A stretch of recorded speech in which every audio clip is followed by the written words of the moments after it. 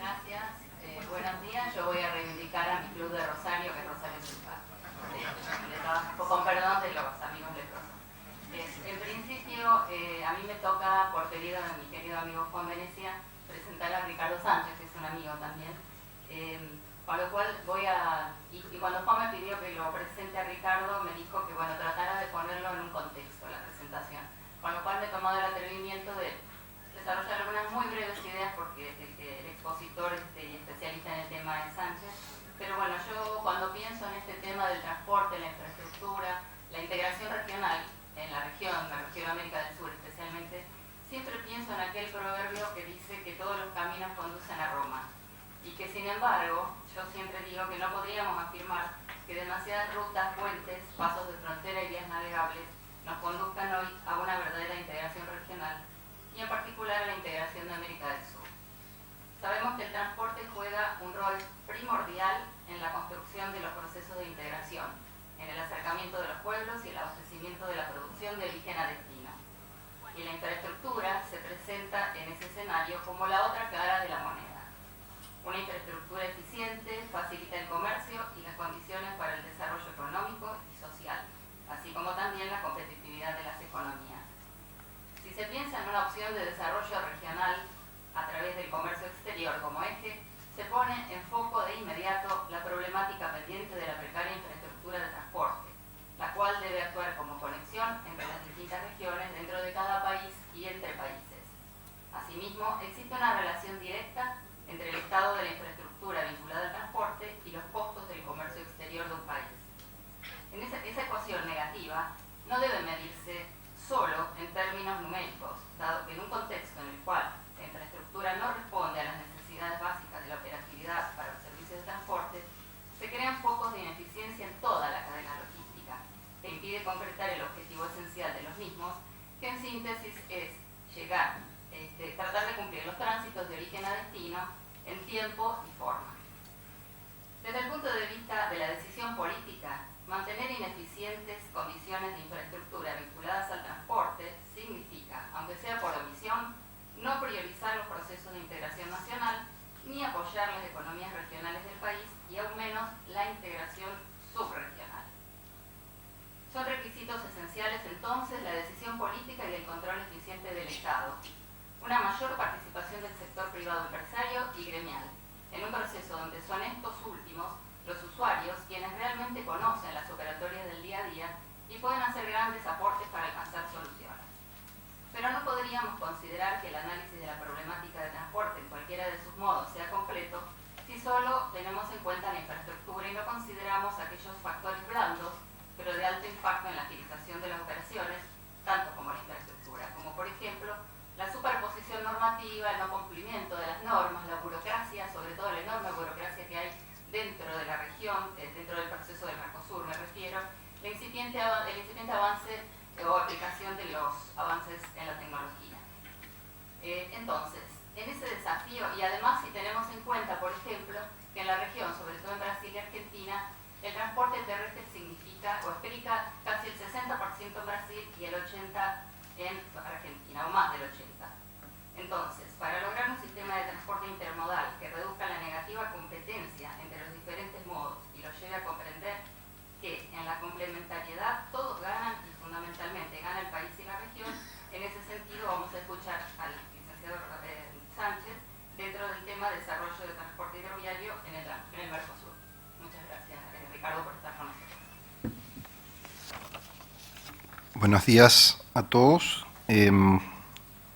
Quiero, por supuesto, antes que nada, agradecer al Instituto por la investigación, por la invitación, a todos ustedes por estar acá presentes, y al señor Venecia, por supuesto, que siempre tiene la inmensa amabilidad de convocarme.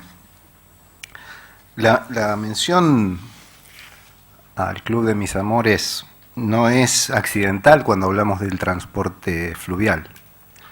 Como ustedes saben, Racing tiene un pasado glorioso, un presente complicado y un futuro glorioso sin ninguna duda. Y esto resume un poco la situación que vive, yo creo, el transporte en general en este país, en América del Sur, podría decir yo también en líneas generales. Y si todos tenemos la esperanza, la expectativa de tener un futuro glorioso como región, como países, esto no va a ser posible si no hacemos algo con este sistema de transporte tan vetusto, tan poco eficiente, y que atenta hoy contra lo que tanto se ha mencionado, la producción, ¿sí? Atenta porque tenemos un sistema antiguo, inseguro, a pesar de los esfuerzos de los profesionales del tema. Tenemos un sistema a donde la gente muere en las rutas, a donde gozamos de la poco honrosa calificación de ser una de las regiones más inseguras del mundo, donde tenemos tantos problemas por resolver, un pasado glorioso, sin duda, un pasado con un ferrocarril de 100.000 kilómetros y que hoy da pena verlo. Entonces tenemos que volver, pero claro, vinimos a hablar del río. Yo creo que el río tiene un pasado glorioso y va a volver a tenerlo, pero hoy está muy complicado, ciertamente. Yo sí estoy convencido que la hidrovía fue un gran paso para nuestro país. Estoy absolutamente convencido que fue muy positivo, que lo sigue siendo. Seguramente podría haberse hecho mejor, como todas las cosas en la vida, pero sí fue muy positivo. Hablando del señor Venecia, del otro señor Venecia, del papá de Juan Carlos. Yo me recuerdo hace casi 20 años haber conversado con él si la propuesta de la hidrovía tenía que ir a 42 pies. 20 años después estamos discutiendo si va a ser más ancha, un poquito más profunda. Y yo quisiera recordar el gran salto en la producción argentina que produjo la introducción de esta forma de prestación de la hidrovía, que, insisto, seguramente podría haberse hecho mejor, como todas las cosas en la vida, pero se hizo.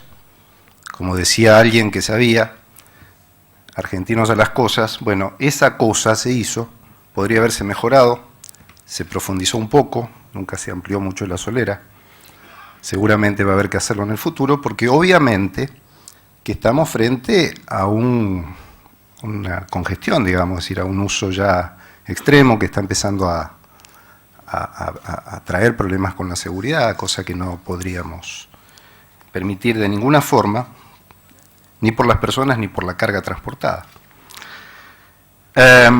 Yo creo que es muy importante recordar y planear hacia el futuro y tener grandes objetivos, como volver a tener un futuro glorioso, lo digo además del fútbol, pero porque pienso que esta región, déjenme decirles, ya que ustedes no me conocen, yo nací a 20 cuadras de acá, es decir, conozco esto por herencia familiar, porque nací acá, aunque casi nunca viví aquí, pero estoy muy unido históricamente como la quinta generación en mi familia que nació y se crió en la ciudad de Rosario.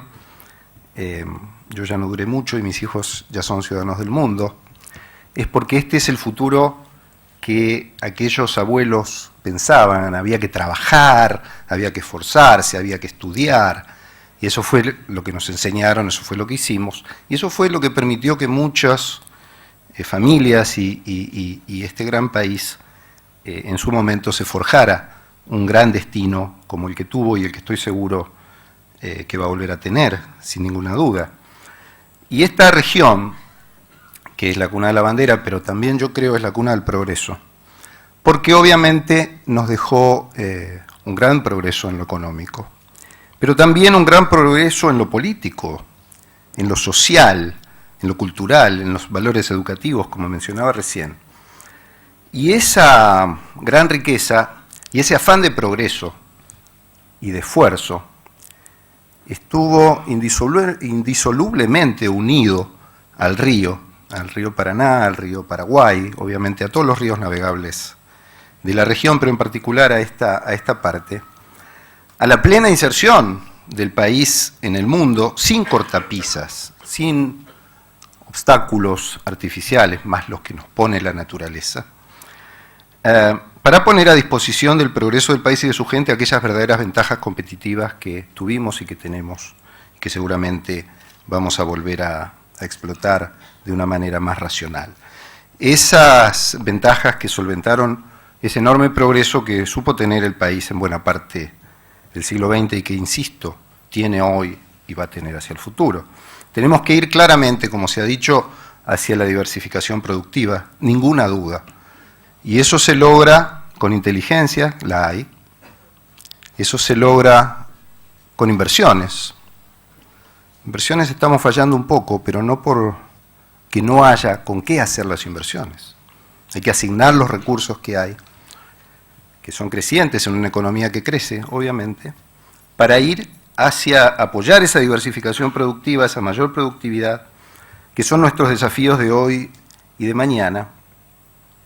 Pero ¿cómo podemos hacerlo si todavía nuestras instituciones mantienen de alguna forma una visión anticuada?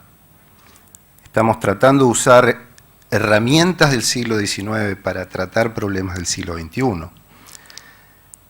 No podemos estar discutiendo si los ríos navegables deben convertirse en una hidrovía. Esa es una discusión pasada. El mundo ya sabe que eso tiene que ser hecho. Entonces tenemos que hacerlo, no discutir. Y ese es el desafío, no estoy hablando solamente de la Argentina, estoy hablando de América del Sur en particular al hablar de transporte fluvial, o de América Latina en general al hablar del transporte. Podemos hacer esto con un sistema de transporte en el que no se invierte, en el que la mayoría de los fondos públicos van a subsidiar la demanda del transporte colectivo en las grandes ciudades del país.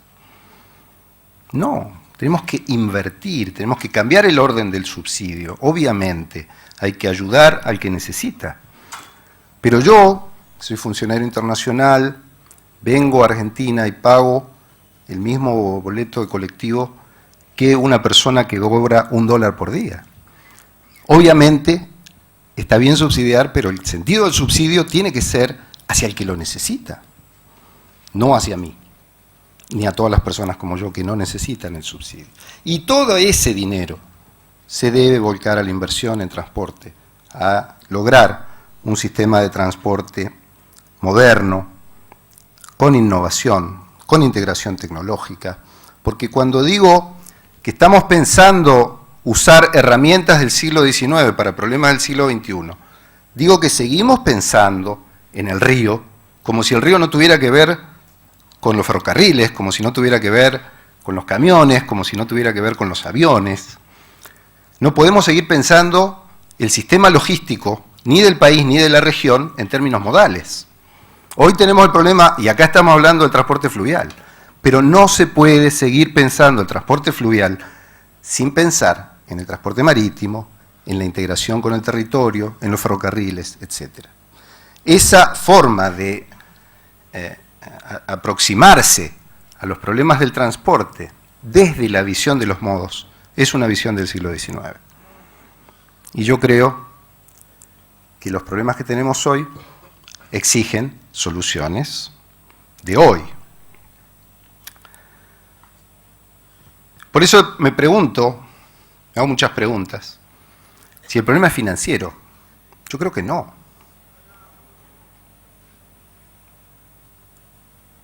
Voy a cerrar la presentación de hoy dando una respuesta, pero me atrevo a adelantar que el problema no es financiero.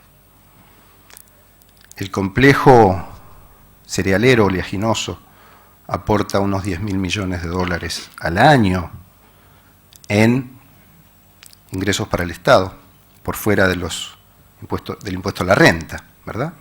10.000 millones de dólares al año es una cantidad enorme de dinero que podría dedicarse, quizás no completamente, por supuesto, pero sí en una buena parte a mejorar las condiciones de la producción, de la logística, del sector que origina, ¿verdad?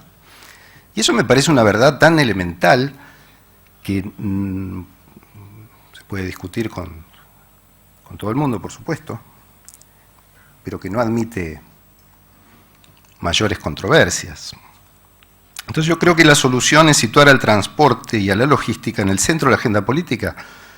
Lo está por cómo se trata principalmente la situación del transporte colectivo, el transporte masivo urbano en las grandes ciudades, pero no lo está al intentar, como debemos, solucionar los problemas del sistema logístico para favorecer la producción y para lograr un desarrollo pleno, tanto en términos económicos como en términos sociales.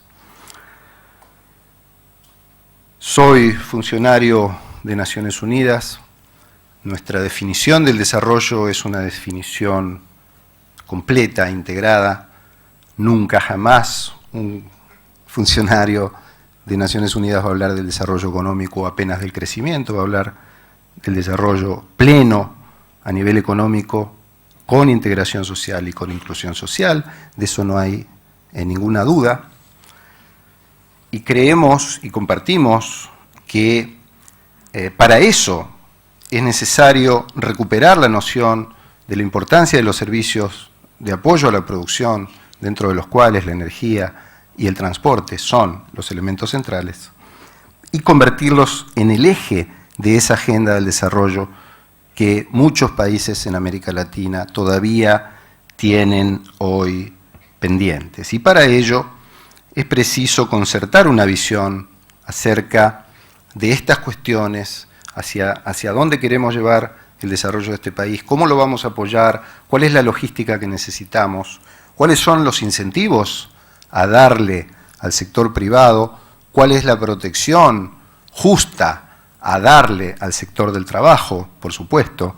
Y esa visión concertada debemos pensarla desde las experiencias más modernas, más avanzadas, que han logrado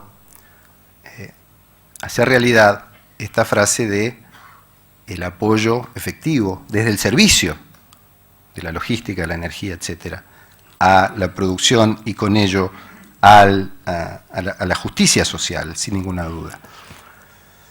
La logística, cuando hablamos de logística, hablamos de la convergencia entre la infraestructura para el transporte y los servicios, ¿sí? De la mano de la facilitación.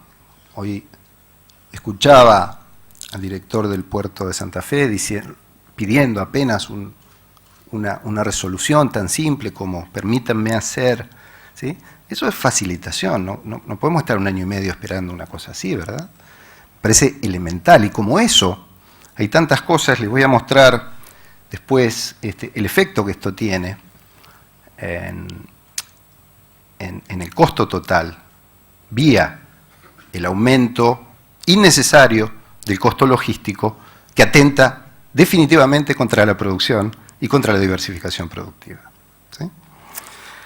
Pero bueno, hoy lo que nos convoca es el transporte fluvial.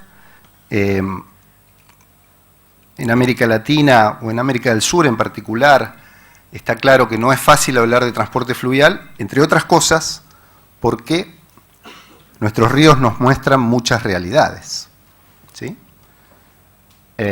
Yo me lo he tomado muy en serio, en mis 30 años de trabajar en esto, y he navegado todos estos ríos. Esas fotos las tomé yo, ¿eh? Y esta es nuestra realidad. Los ríos son absolutamente diferentes entre sí, y eso hace que en realidad nosotros, con muy pocas excepciones, debamos seguir hablando en América Latina de ríos navegables, simplemente ríos navegables, no hidrovías. Sí tenemos aquí una excepción de las pocas que hay en la región, pero en realidad lo que tenemos son vías navegables. El río, aquel río de arriba, el Solimoes, Amazonas, se navega sin ayudas a la navegación todavía. Las ayudas son ayudas locales, ¿sí? No hay un sistema de ayudas a la navegación, ¿sí? Ni balizas hay. Hay tramos en los que no hay balizas, ¿sí? Se navega con patrones que conocen el río, con una lancha que va unas millas adelante, con un sonar, ¿sí? Es decir, tenemos una gran potencialidad para el transporte fluvial, pero en muy pocos lugares tenemos un sistema de transporte que podamos llamar debidamente una hidrovía. Y a veces se habla de hidrovías sin la debida justicia. Y eso hace también que nuestros puertos fluviales sean muy diversos. Tenemos algunos que podemos llamar puertos y otros que no podemos llamar puertos, ¿sí? Las fotos, insisto, las tomé yo, así que conozco de lo que estoy hablando. Por suerte, el caso de ustedes aquí, parcialmente, yo digo, de San Lorenzo hacia el sur, ¿sí? De San Lorenzo hacia el norte todavía persisten muchos problemas que podrían ser solucionados, que deben ser solucionados. Pero también hay muchos problemas ya hoy aquí, de San Lorenzo hacia el sur, ¿sí?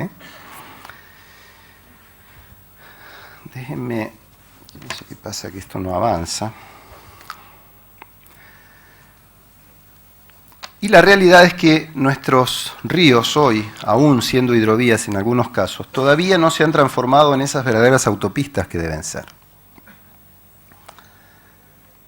Nos preguntamos a veces cuál es la infraestructura en un río, claramente identificado como las ayudas a la navegación, ¿no? Pero la principal infraestructura es el deck, ¿sí? Porque no pasa eso, digamos, los contenedores no viajan solos flotando, ¿no? Entonces la infraestructura es el deck. El deck tiene 100 metros, 150 metros, lleva todo eso, ¿sí? Y esa es la infraestructura. ¿Qué tenemos que hacer? Es ponerle esas ayudas a la navegación, para que la navegación sea segura, digo, para las personas y para las cargas, y para que sea confiable. No podemos tener un barco atravesado que pare una hidrovía por 15 días. Confiabilidad. Y eso va de la mano de seguridad. Fundamental. Entonces digo, cuando uno compara esto, por ahí están unos colegas que hace como 15 años hicieron el estudio de la verdadera hidrovía de Santa Fe al norte, ¿sí? Y cuando uno comparaba el precio por kilómetro de tener una hidrovía de Santa Fe al norte a lo que costaría tener una carretera de Santa Fe al norte, realmente la diferencia era brutal a favor de la hidrovía. Y seguimos sin tenerla. Seguimos sin tener soluciones a los problemas de facilitación del transporte y del comercio, como el caso que se mencionó del puerto de Santa Fe o de otros puertos al norte. Entonces, digo, tenemos que transformar esas vías navegables antiguas, porque esas, en algunos casos, no aquí, pero en muchos casos, son las mismas vías navegables que tenían los indígenas antes de la llegada de Colón, digamos. Navegaban y siguen navegando por experiencia, ¿verdad? Entonces tenemos que transformar las vías navegables, nuestros ríos, en verdaderas autopistas, con fiabilidad y seguridad. Y por supuesto, competencia. ¿Por qué? Porque la densidad de vías navegables que tiene América del Sur es una de las mejores del mundo. Estos valores que nos dan, calculados país por país y que por ahí confunden un poco, pero la conclusión principal que les quiero transmitir, América del Sur tiene una densidad de disponibilidad de vías navegables potencialmente transformables a vías de ultramar, equivalente o superior a las vías europeas. Y si uno toma en particular el área suroriental de América del Sur, vale decir Uruguay, Argentina, Paraguay, Brasil, ¿sí? La disponibilidad de ríos navegables es absolutamente superior a la de Europa y la de los Estados Unidos. Sin embargo, el desaprovechamiento que tenemos, con tan escaso nivel de inversión que esto requeriría, es realmente triste. Es decir, no habla bien de nuestra capacidad de generar políticas modernas hacia el futuro para aprovechar un sistema de transporte que, si bien nos ha dado mucho y nos está dando mucho, obviamente nos puede dar mucho más aún. Entre otras cosas por esto, porque el proceso de transformación de un río navegable, de una vía navegable, en una hidrovía es lento, ¿sí? solamente vamos a tener una hidrovía. En Europa hay un acuerdo internacional para llamar hidrovía a una vía navegable que cumpla ciertas condiciones, que sea navegable las 24 horas, que tenga la señalización debida, el mantenimiento continuo, con fiabilidad y seguridad, que tenga las conexiones intermodales normalizadas, cosa que no ocurre en América del Sur, que tenga mínimos calados garantizados y regularizados, ¿sí? Con servicios de navegación regulares, con cartas de navegación, es decir, cosas bastante simples, ¿sí? Me refiero no porque sean fáciles, sino porque tenemos la gente para hacerlo y porque no requieren inversiones tremendamente altas. Pero en ese camino de los ríos navegables o las vías navegables hacia la constitución de hidrovías es un camino largo y donde no estamos cumpliendo hoy acuerdos que deberían existir entre nuestros países para normalizar la prestación del servicio de una vía navegable regularizada puesta al servicio de la producción. Y porque, además, coincidimos, tenemos que pensar no solamente en los flujos internacionales, que es lo que mayoritariamente hoy se está trabajando en algunas de nuestras vías navegables, sino también, y de manera muy importante, aprovecharla también para los flujos locales y los flujos regionales. Cuando nos tocó hacer el estudio del complejo del Amazonas, una cosa que nos llamaba la atención al inicio es que los flujos internacionales por todo el complejo del Amazonas no superaban las 100.000 toneladas por año. Entonces, la pregunta de la contraparte era ¿cómo vamos a invertir tanto dinero si solamente son 100.000 toneladas en el año en varios miles de kilómetros de navegación? Pero cuando uno miraba los flujos locales, vale decir, los flujos entre 50 y 150 kilómetros, y los flujos regionales, las cifras eran absolutamente millonarias. Con lo cual sí valía la pena recorrer el camino hacia la normalización en esos servicios y poder convertirlos en una hidrovía, cosa en la que están trabajando y que vamos a ver después que está empezando a dar ya resultados concretos. Pero para eso hay unos requerimientos básicos que posiblemente todavía no estén establecidos o que el camino a establecerlos no sea tan rápido, porque a veces enfrentamos dos problemas, o que no hay políticas, o que no hay regulaciones, o que hay demasiadas. Y hay demasiadas quiere decir que se pueden contraponer o que simplemente no se cumplan. Hemos realizado las obras y la inversión en la infraestructura fluvial, las ayudas a la navegación, estamos muy demorados en eso, en general en América del Sur. Hemos logrado desarrollar la integración modal entre puertos marítimos, puertos fluviales, digamos la accesibilidad a los puertos. Por eso yo creo que, si bien es cierto que hay problemas del lado del agua, como se decía hoy, yo creo que los problemas del lado de tierra son graves y nos hacen perder competitividad, pero también afectan el funcionamiento de los servicios del lado agua, por así llamarlo. Creo que hay una serie de problemas, principalmente de coordinación, de integración de procesos burocráticos. Hay una herencia histórica de bajos presupuestos asignados a esto, especialmente si uno lo compara con los tremendos beneficios que daría esas pequeñas inversiones en el sistema fluvial. Como decía antes, a veces un bajo cumplimiento de normas, un escaso nivel de fiscalización, o a veces un exceso de normas e incumplimiento, a veces por inconsistencias. Y la descoordinación, la dispersión de las diferentes instituciones encargadas de la movilidad, por así llamarlo, que se da en la mayoría de los países de América Latina, tanto al interior del modo fluvial como entre los modos. Y entre ellos yo quisiera destacar la presencia de obstáculos concretos a la navegación internacional. La navegación internacional debería ya a esta altura de la historia estar mucho más normalizada, porque es navegación internacional. No podemos estar poniendo obstáculos artificiales a la navegación en esos cursos internacionales. Creo que a veces, aunque los objetivos, esos obstáculos, pudieran ser loables, ¿sí?, el transporte nunca puede ser un instrumento para manejar decisiones de desarrollo, decisiones de política internacional. Los instrumentos son los que tienen que ser, los que están en la diplomacia, los que están en los acuerdos entre los países.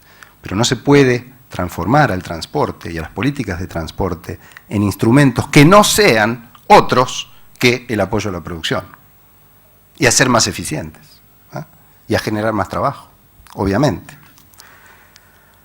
Entonces hay un desafío para llegar a ese camino, a una mayor navegación fluvial, hacia desarrollo de nuevos mercados, hacia contar con mayor disponibilidad de flota, que efectivamente necesitamos.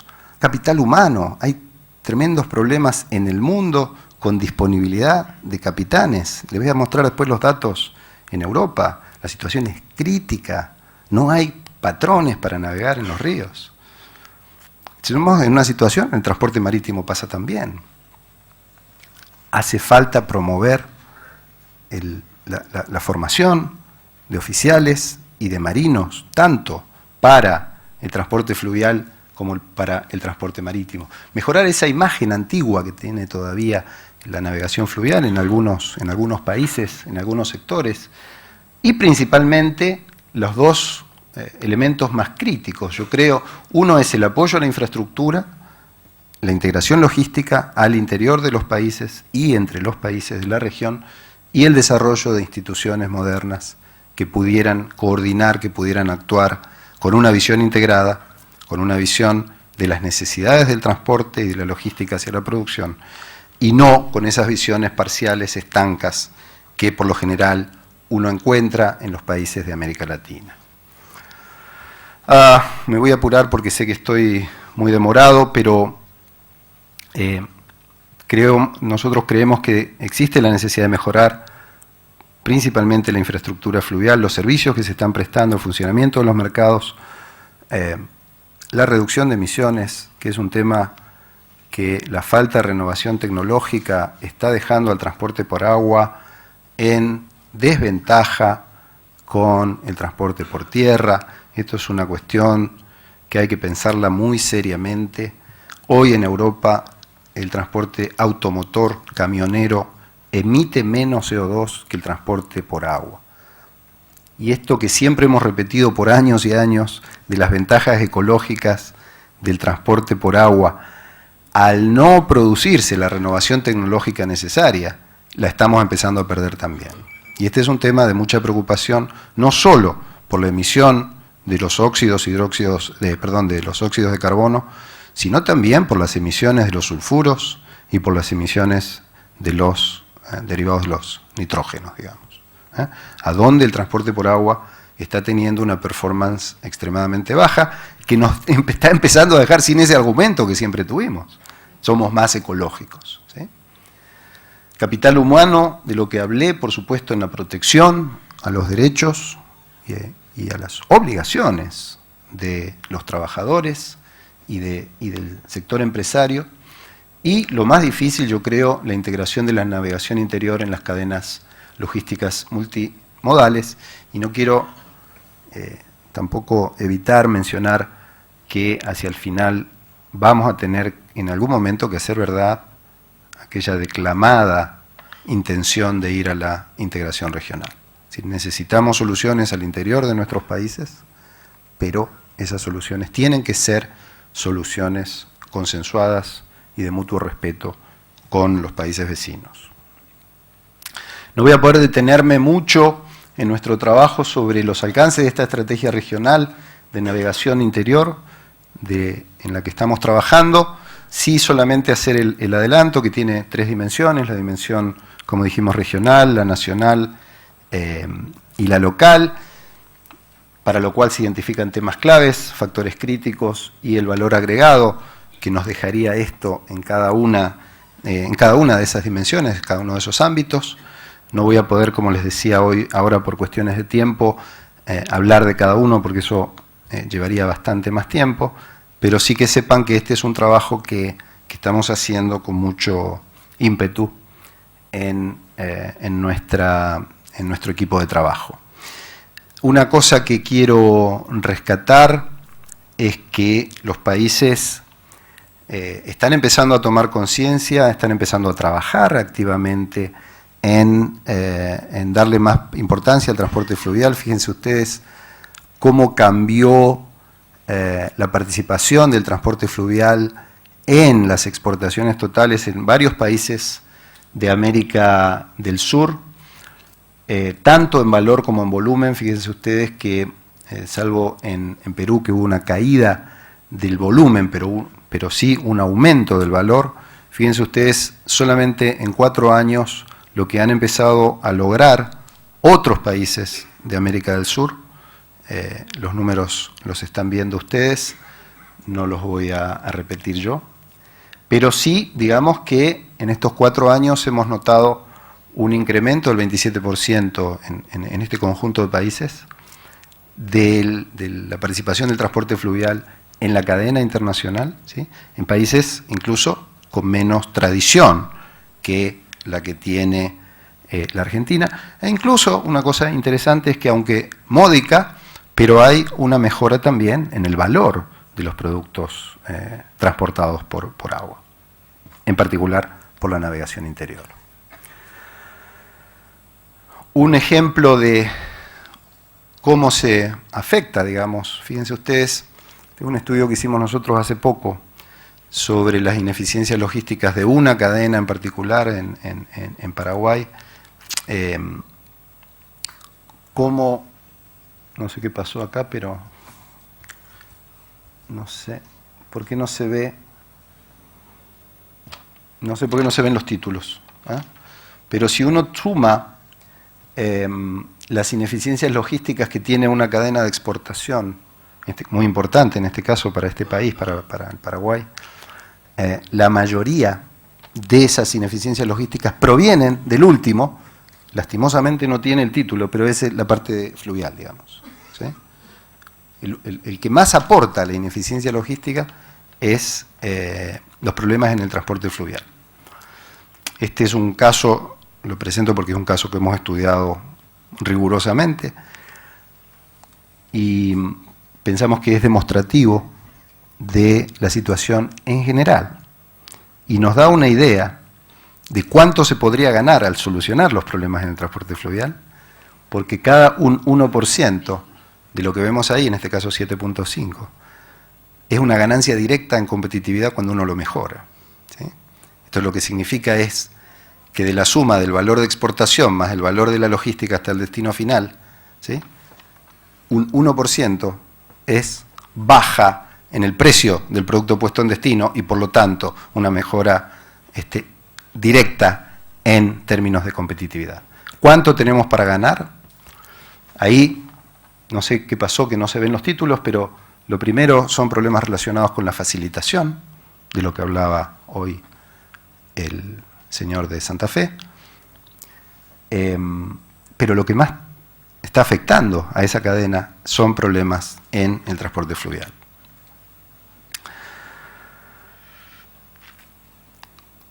¿Cuál es nuestra visión? Ir hacia una movilidad fluvial integrada, un sistema logístico moderno, para promover un sistema de movilidad fluvial eficiente, accesible vale decir también del lado de tierra, equitativo, eficaz, seguro y sostenible, que responda a los requerimientos y necesidades de la movilidad de personas y cargas. En muchos países de América Latina los ríos también son para mover personas, ¿eh? También aquí, por supuesto, que facilite el desarrollo de una matriz de productividad diversificada y que promueva la integración territorial, económica y social de nuestra región. El problema o los problemas que tiene hoy el transporte fluvial en América Latina no son exclusivos.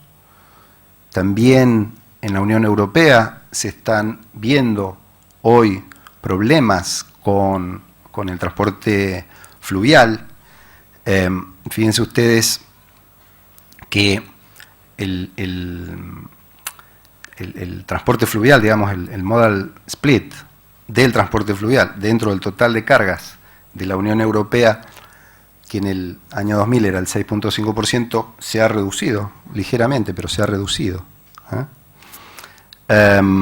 Si uno lo toma medido como hay que medirlo, que acá no hay mucha información para hacerlo, que es en cantidad de toneladas transportadas por la distancia recorrida, entonces en toneladas kilómetros. Y creo que esa experiencia nos permite decir lo mismo que me adelanté un poco a decir, es que no es posible pensar en el desarrollo del transporte fluvial sin unas políticas públicas racionales, integradas al resto de los modos de transporte y puestos al servicio del sistema de la producción. Esos obstáculos, en este caso, en la Unión Europea plantean o le plantean a ellos un desafío económico porque el transporte fluvial, a diferencia de acá, allá está sobreofertado, hay demasiadas unidades con poco trabajo. Acá creo que podríamos estar al revés, en algunos lugares podríamos estar al revés. El desafío del mercado laboral que les decía, en los próximos 15 años se retira el 40% de los capitanes, o de los oficiales en general, y si uno está pensando en incrementar el modal split o la participación del transporte fluvial y marítimo en el total de los países y en el total regional, es obvio que vamos a necesitar más capitanes y más marinos, más oficiales y más marinos. Esta situación se está dando en América Latina ya, no tengo los datos específicos de Argentina, pero se está dando en Brasil y se está dando en otros países y se va a agravar en los próximos años. Creo que deberíamos tener también dentro de esa política que reclamamos, integrada y mirando el conjunto, también la mirada puesta en la formación de oficiales y marinos.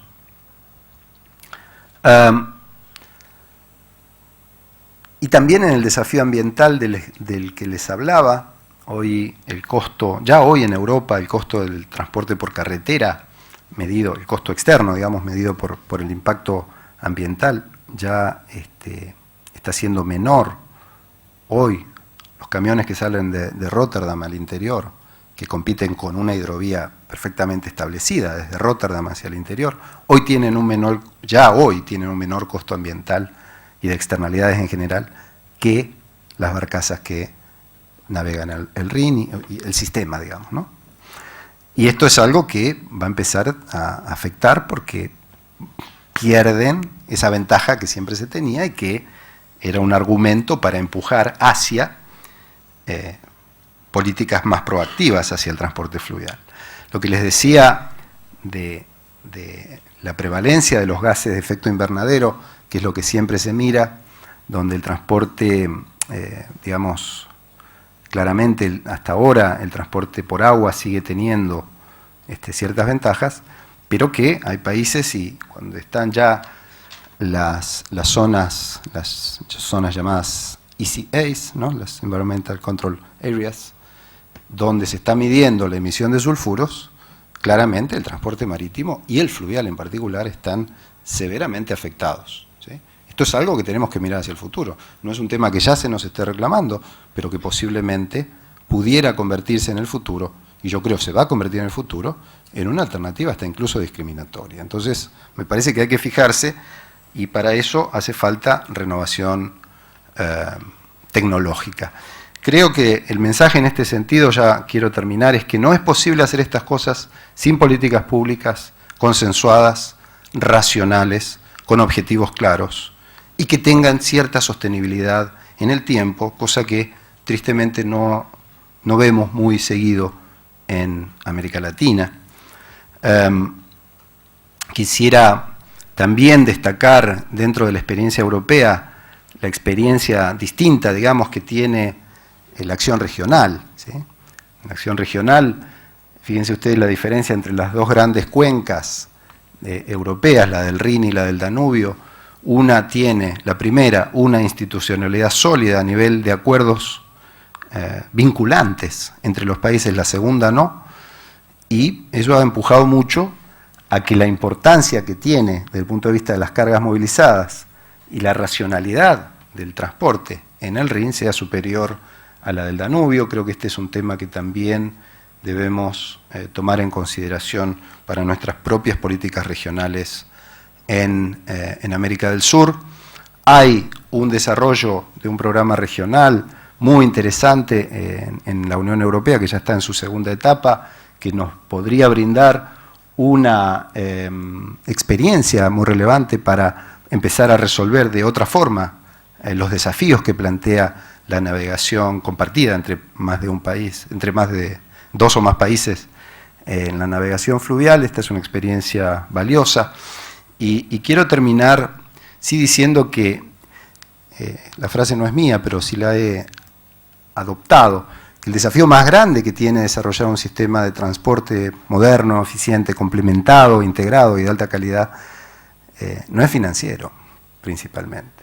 Es intelectual y es institucional. Por eso yo creo que este es nuestro mensaje principal. Creo que tenemos que trabajar juntos, más juntos, al interior de los países, entre los países, para poder aprovechar mejor nuestro capital natural, en este caso estos ríos maravillosos que tenemos, para el transporte, para que sea un apoyo efectivo a una producción superior y a una justicia social superior incluso, y preservarlo, no destruirlo.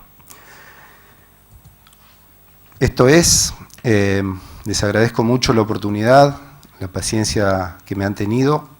Estoy seguro que tenemos un futuro glorioso como Racing, así que los invito a compartirlo y me pongo a disposición de todos ustedes. Muchas gracias.